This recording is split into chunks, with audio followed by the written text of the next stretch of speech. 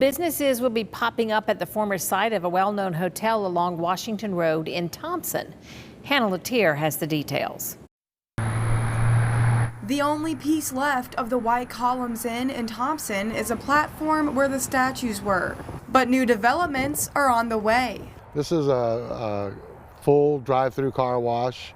It's called Tidal, one of the biggest and newest, greatest things there is in car washes. It's being built on one of the 3 tracts of the roughly 7-acre lot. The corner tract beside it has been sold and will be a retail business. And the real estate agent tells us the final tract has been purchased by a developer, but how they plan to use it hasn't been released yet. 1, it'll provide jobs for locals in this area.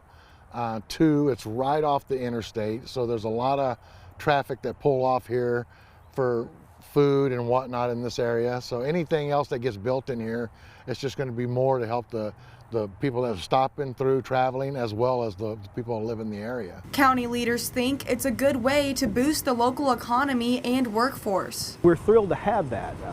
We have a vibrant workforce here. We work all the time to improve that workforce and try to meet the needs of businesses that are coming in. And that's the kind of thing that communities thrive on, is growth. Smith hopes the businesses will enhance the growing area. We hope that their development for this is thoughtful, complementary to the community, and we're looking forward to working with them as we all go forward. In Thomson, Hannah Latier, WJBF News Channel 6.